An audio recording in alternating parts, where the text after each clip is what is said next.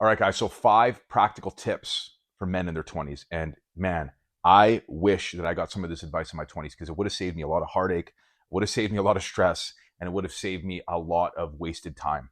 Now, this is in no particular order, but one of them is going to be the most important, but I'll get to it probably in the middle.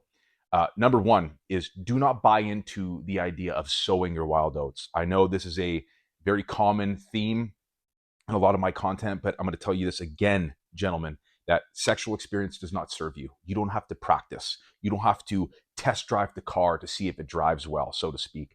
You know, the notches on your belt don't represent anything positive and they don't aid you in any sort of way. Take it from me. I'm not just pontificating here. I spent a lot of my 20s acting like a degenerate, acting like a red pill degenerate, becoming that quote unquote high value man. And you know what it left me feeling? Hollow, empty. Okay. And I can tell you now, as a married man, as a father of almost 2 kids, I got one kid, the second one's about to pop. And if you're watching this, kid's probably already here, God willing, is that it does not serve me in my marriage at all. So I would say most men, want to start families, they want to get married, but they want to get all of this experience. I know, in particular, Fresh and Fit says be 35 when you get married, which is absurd. Make 6 figures. Okay, I can get on with that. But then sleep with 50 plus women. Why? So you're telling me that you're going to spend your 20s sleeping with a bunch of women in your early 30s, and then when you go to be monogamous and settle down, that you're not going to be tempted? Guys, this doesn't serve you. You can learn all of the sexual theatrics and all of whatever the hell you're thinking with one woman, and developing it with one woman is important. It's not to say that you should know how to court women or you should know how to speak to them so you can take them off of this pedestal, because a lot of men pedestalize women. That's not what I'm saying at all. Learn about relationship dynamics and sexual dynamics and what women find attractive, because there are some biological arguments to be made here. Don't be the weak blue pill guy. That's not going to get you anywhere, idealizing females and having this Disneyland version of love. But I can also tell you that sexual experience does not serve you, and it's not going to aid you in that relationship, when you get married. And it's certainly not going to aid you as a father. I don't draw back to any or draw from any of my experience that I had previously, now that I've been married. So practically, it makes no sense. So avoid this, guys. It's gonna also allow you to see, if you're actually courting a woman, who she is, because a lot of men confuse themselves into thinking that the woman that they're with is quality, but they're not. They just have had sex with them. They've bonded to them. Maybe she's good in bed, and you're making concessions for a woman that you wouldn't otherwise make concessions for if you were seeing her clearly. And this leads me into point number 2 quite seamlessly: is avoid dysfunctional relationships. I have wasted so many years in my 20s in these roller coaster trauma bond relationships. Now, it's very popular to say right now that, my ex was a narcissist or this or that. The reality of your ex being a narcissist is quite low. Okay. A narcissist, as it's defined by the DSM criteria, there are not a ton of them out there. The problem is you have a lot of men and women sleeping with too many people, getting pair bonded to too many different people, breaking up with too many different people. And so you get people that are entering into relationships continuously with a lot of baggage. And with that baggage comes these weird trauma bond relationships, where it's very, very common now to see people breaking up and making up and breaking up and making up and breaking up and making up. And I would say, like, at the foundation of this, it's the sex that's the problem.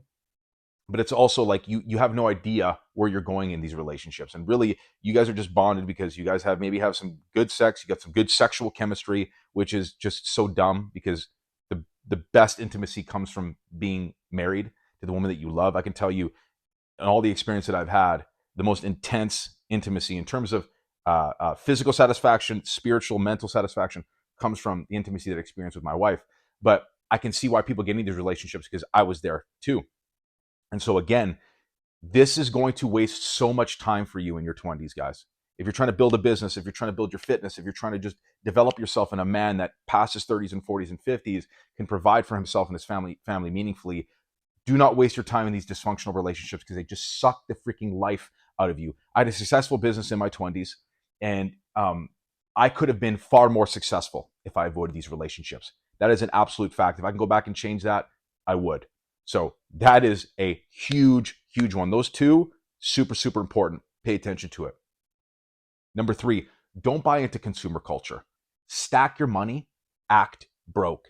I was making really good money at a young age in my 20s. And if I wasn't raised by my immigrant grandparents, and my single mom, who were all very, very frugal with their money and had a really almost a bit of a scarcity mentality with money, which is a story for another day. I probably would have blown this money. In a lot of ways, I did frivolously spend here and there, but I didn't buy clothes. I sold all my cars that I got, and I lived like I was broke. Why? Because I remember being 23, 24, a couple of years after starting this business, and it was doing very well. And I said, if I'm 30 and I have nothing, it's my fault. And I know that I want to become a father and a husband in my later 20s, early 30s, and I need to have a financial base. And guess what? I woke up a week past my 28th birthday. My wife was hovering above me in bed and saying, hey, babe, we're pregnant.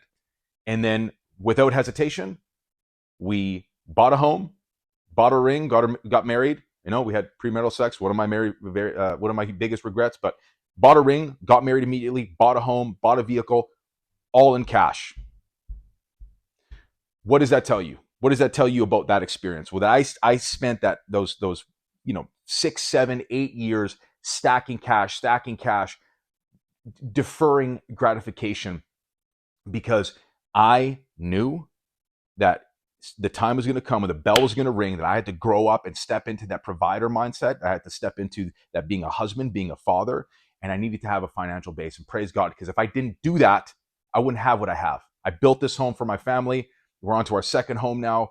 And listen, it's not about, I'm not a guy that flexes with material wealth or anything like that. I'm not rich yet by any means.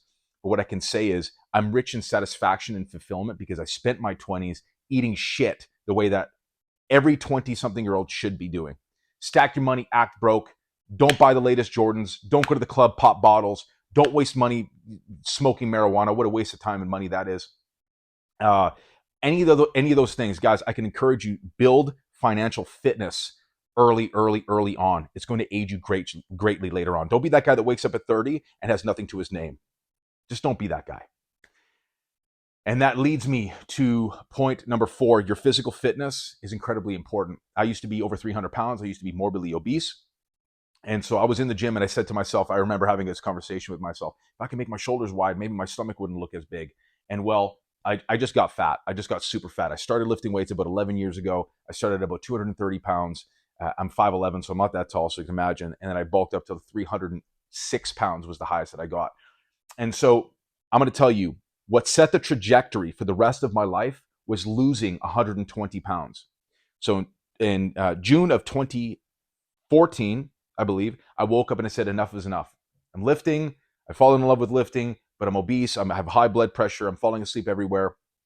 Women aren't looking at me. I don't feel confident. I can't look at myself in the mirror.